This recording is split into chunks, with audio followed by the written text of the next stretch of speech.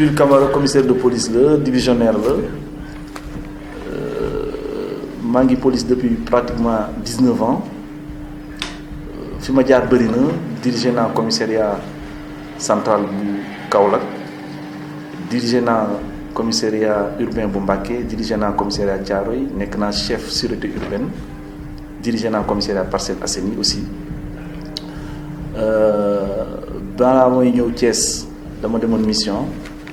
nekkoon le chef de la formation en RDC def naa fa ñaari at bi ma ñibbisee lañ ma indi fii bi ma fi indee aussi jour bi ñu ma installé jour boobu la ay Samba Boy attaqué station EDK bi nekk à l'entrée de la ville waaye yàlla si mën-mënam ak chance dimbali nañu ba ñu jàpp ñooñu avant boobu aussi bi may ñëw fekk naa fi benn situation ndax dafa amoon ay Samba Boy yoo xam ne dañu doon attaqué magasin yi doon jaay Jakarta tojoon na fi ñetti magasin mu nekk mbir mu rëy waaye yàlla ak chance dimbali ñu ba ñu jàpp ñooñu bi ñu leen jàppee aussi tamit defeere nañ leen bi ma nekkee fii ba léegi aussi yàlla taxawu nañu ba am na ñu doon jaay ñax mu bon bi ñu bëri jàpp nañ leen si biir commune bi ak si wetu commune bi village yi nekk si wetu commune bi jàpp nañ si ñu bëri yàlla tam dimbali nañu 11 mois yu ñu fi def maanaam fukki weer ak benn yi ñu fi def gérer wuñu fi situation yu difficile maanaam incident yi maanaam coow entre population ak policier bëriwul donc loolu aussi tamit si ndimbalu suñu borom la rax si dolli bi ñu ñëwee gisoon nañ commissariat bi état bi mu nekkoon ñëpp xamoon nañ ko mu nekkoon vraiment état bu xaw a doy waar maanaam daal rafetul woon na gis ñun tamit taxaw nañ si ba yàlla dimbali ñu réfectionner totalement commissariat bi mais nag liggéey bi moom mënuñu wax ne dañoo am mbégte si lépp ndax am na ay cas agression yu fi amoon maanaam ay moto ñu doon dawal ay moto Jakarta ñaar wala ñett ñu rey leen ba léegi xamuñu ñu def loolu aussi tamit lu ñu metti la loo xam ne daal wane na ne liggéey bi tamit dafa war a continuer si côté boobu mais yaakaar naa ne ki fiy ñëw ku xarañ la te am naa si espoir am naa si yaakaar ne su ñëwee loolu dina ko continuer parce que tamit noonu la dafa am foo mën a yem li si des keneen moo koy continuer. ñu wax ne organisation secteur Jakarta. waaw Kaolack la gënoon difficile. waaw seen collègues yi nekkoon foofu ñetti fan rek la nañ ko mais lan mooy problème bi Thiès boobu léegi kenn mënul assainir le milieu à Jakarta foo génnee ñu nangu sa pochette agressé la du mujj fenn. déet man def naa Kaolack def naa fa 1 an problème mu Jakarta suñu nee mu réglé nañ ko au niveau de Kaolack loolu amul benn ville boo xam ne actuellement au Sénégal mun nga wax ne problème mu Jakarta réglé nañ ko fi mu nekk dafa nekk milieu boo xam ne dafa difficile pour ñu assainir ko ndax dafa amoon loo xam ne dañ ko waroon def avant ñu leen di permettre ñu commencer seen liggéey ñu autoriser nañ leen léegi ñu dem ba ci biir ñu ràññee ne am na loo xam ne waroon nañ ko def defuñu ko loolu moom moo rendre liggéey bi moom moo tax liggéey bi xaw a métti. loolu maanaam problème mu immatriculation yi problème mu casque yi problème mu permis yi ak problème mu assurance yi mais ñun par rapport ak beaucoup de régions ak beaucoup de villes am nañu chance ndax biñ fi ñëwee bi ñu commencé dañu waxoon ne Thiès dëkk la boo xam ne kenn mënu ko organiser te gis nañ ne xale yi ñu ngi def effort gis nañ ne ñi ngi commencé di jënd ay casque di ko sol gis nañ ñi ngi dem di souscrire à l'assurance gis nañu ñi ngi immatriculer leur engin mais liggéey bi tamit dañ ko commencé dañ ko door te bi ñu ko dooree ba pare amul soulèvement waxtaan nañu ñëpp association Jakarta yi parce que dama ne woon préfet wax ak le commandant du corps urbain ne liggéey bi buñ ko sóoru tant que amuñu amul communication nañu wax ak ñoom waxtaan ak ñoom xamal ne ñun li ñu bëgg moom mooy organiser le secteur que ñun duñu seen ennemi que li ñuy def nii yéen a siy gis seen i njëriñ donc bañ ko defee aussi tamit gis nañ ne vraiment fekk si nañu c'est vrai am na ay poches de résistance xawoon nañu jóg tuuti waaye ba ñu déployer nos moyens wan leen ne ñun du ñu reculer finalement xam nañu ne ñii dëgg lañu nekk donc ñoom fi mu nekk nii ñu ngi commencé ndànk-ndànk di régulariser seen situation. ngay dem ay commerçants yu génn jubóowuñu ak maire de la ville yéen ngeen def seen liggéey. pour éviter trouble à l'ordre public. ba am ñu ci teg loxo. tey ñu bëggoon ñëw sax xaw a perturber cérémonie bi. loolu amul dara lu lay def ci bilan bi du ko xajamal. dara mënu ko xajamal loolu sax man dama ne loolu chance la parce que dañuy jóge fii wane benn aspect de notre personnalité maanaam nekk luñ fi ma Samba nekkul fi ma Demba ñun ay républicains lañu ñun on est chargé de l'application de la loi donc ñoom amuñu woon autorisation def marche amuñu woon autorisation aussi tamit génn nañ ci mbedd mi am na ay nit ñoo xam ne yàqal nañ leen jàpp nañ leen te dañ leen di déférer jot nañ nag ay sollicitation ay intervention fu nekk mais dama ne lii moom duñ ko bàyyi parce que suñ ko bàyyi mun na jur yeneen jéeya.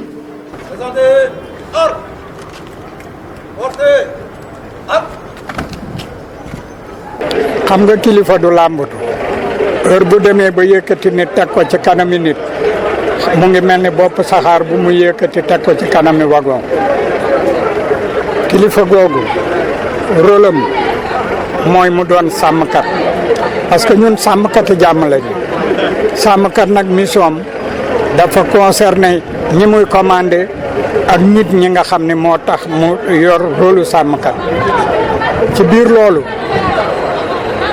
policier bi dina réussir mission par A ou par B mais fi mu koy réussir avec brio mooy mu tàllal loxoom aussi société bi ubbeeku ci ñoom xamal leen ne doomu aadama la comme ñoom société bi également collaborer ak ñoom pour ñu mën a réussir seen mission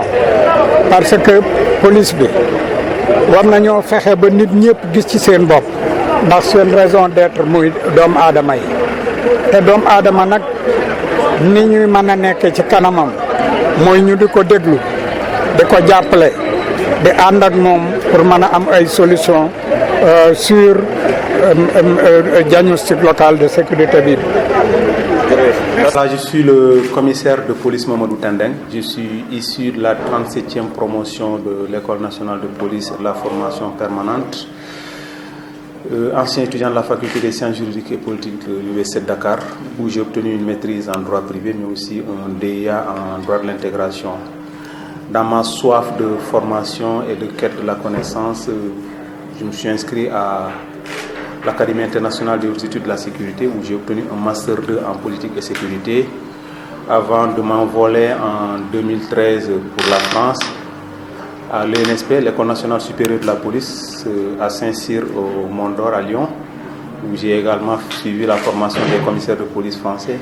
où également j'ai obtenu un Master 2 en sécurité intérieure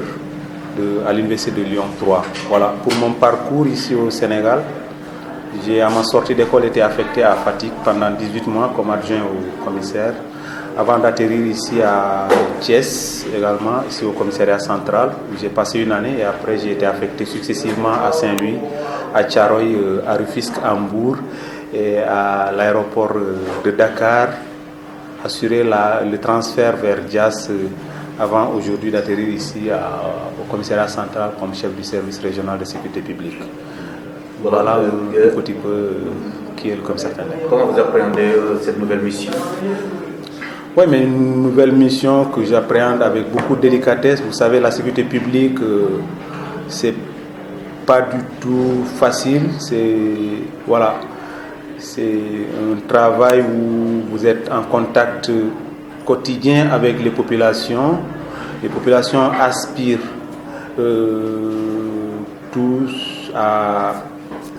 une sécurité quand même assurée par les services des commissariats de police ou de gendarmerie, tout dépend de la localité. Donc je suis là pour tant soit peu coordonner les activités de police dans la ville, assurer aux populations une parfaite sécurité de leurs personnes mais aussi de leurs biens. Donc pour ça j'attends une adhésion de toutes les populations, parce que la sécurité c'est d'abord une affaire individuelle avant d'être collective. Donc je veux une sécurité par tous et pour tous. J'attends en tout cas de toutes les populations une contribution, une participation à la prise en charge de leurs préoccupations sécuritaires. L'ancien ministre de l'Intérieur sous le régime Wade, Ousmane Ngom avait l'habitude de privilégier la police préventive à celle répressive. Dans cette même dynamique. Vous savez, c'est une dynamique dans laquelle la police est toujours inscrite. La répression doit être le dernier élément, en tout cas, de la chaîne. Donc la prévention occupe une place essentielle dans tout dispositif sécuritaire. Vous comprenez? Donc c'est dans ça que nous allons nous inscrire. Et puis voilà, on ne souhaite pas vraiment réprimer. Il faut prévenir la commission des infractions dans la limite du possible. Maintenant, 0 infraction est un idéal. Heureusement que c'est un idéal, difficile à atteindre. Et puis voilà, tout ce qui s'inscrirait en marche de quand même des lois et des règlements se verront appliquer nos lois. Quelles seront vos priorités si l'on sait que Thiès est devenu un carrefour de trafic de chanvre indien, ensuite de vol à main armée, souvent des assassinats sur des motos de conducteurs Jakarta, etc. La priorité d'un commissaire de police, chef d'un service régional de sécurité publique, c'est la sécurité des personnes et des biens, n'est-ce pas? Maintenant, la délinquance, elle peut être multiforme, elle peut être diverse, mais tout est priorité aujourd'hui. S'il y a une priorité qui vaille, c'est la sécurité des personnes et de leurs biens. Maintenant, la lutte contre le trafic de drogue, la lutte contre la criminalité telle que les cambriolages, les vols avec violence, voilà, constituent en tout cas ce lot de priorités qui tournent autour de ce que j'appelle la sécurité des personnes et de leurs biens. Voilà. Vous avez ici, à ma gauche, a été un excellent collaborateur. Nous sommes unis par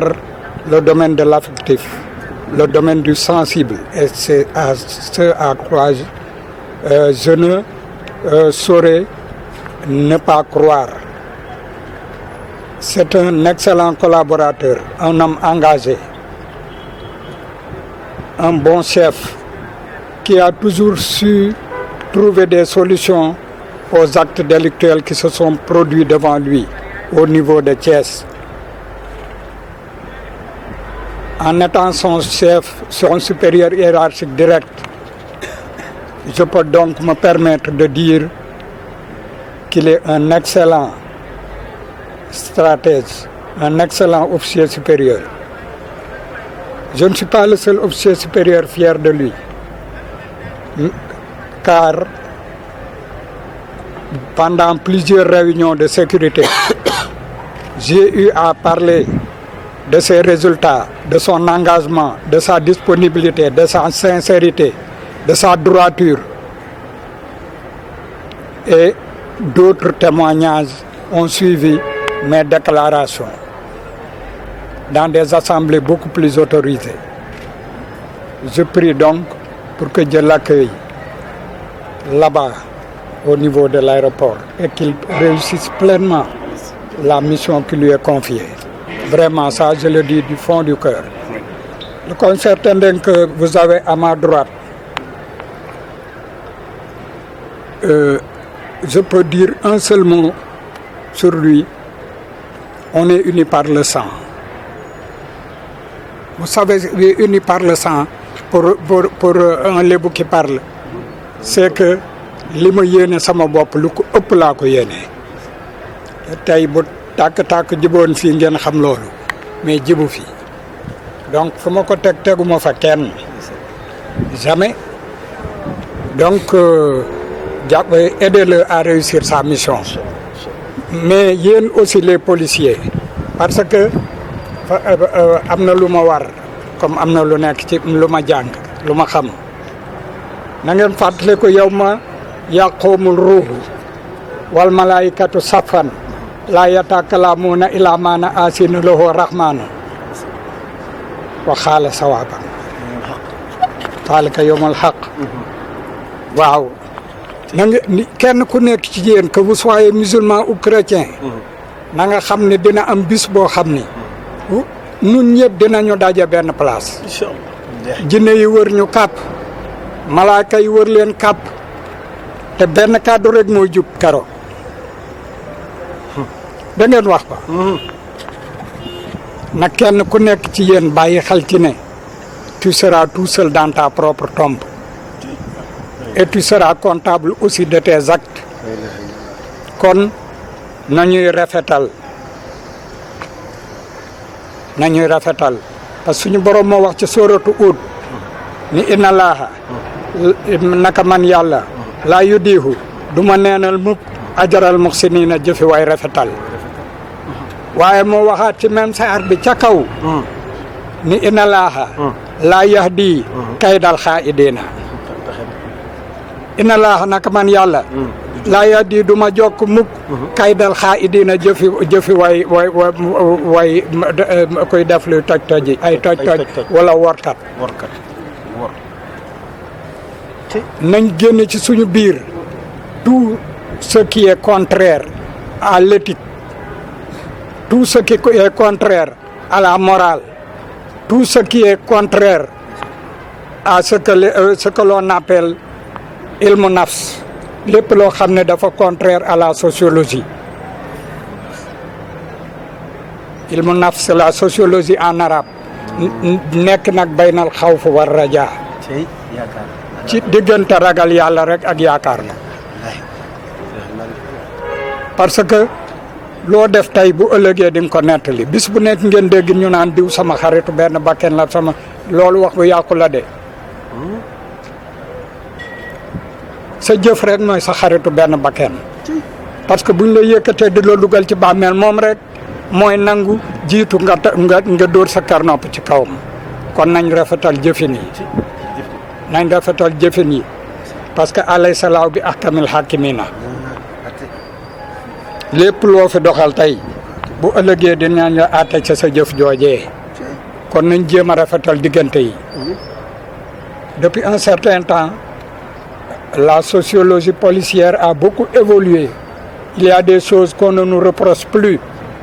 mais ñaw la nag du teree daggi paaka bis bu ne maa ngi leen di romb Thiès di dem ak a ñëw parfois vous me voyez parfois vous ne me voyez pas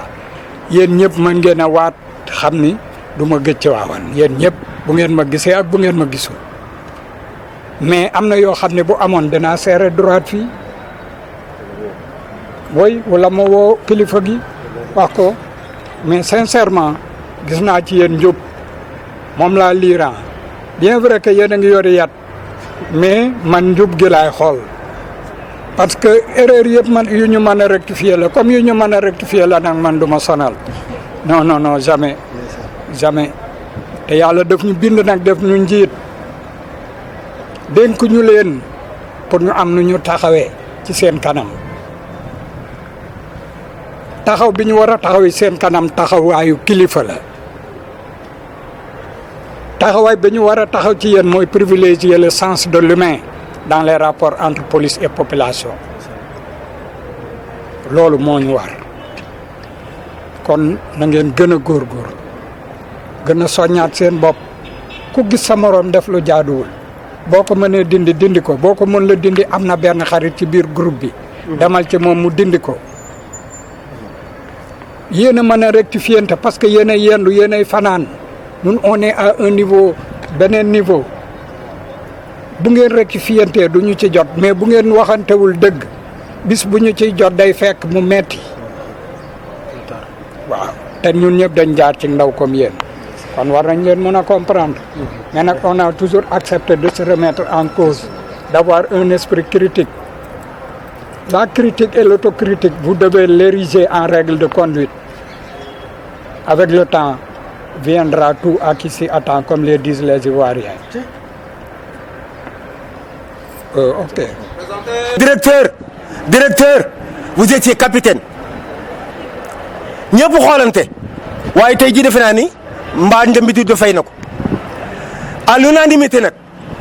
ndax boo gisee mu jub rek ba jiitu la toute la police nationale ñi nga yilif ñëpp ñuy soltu ni ñëpp sopp nañ la bëgg nañ la ngir lan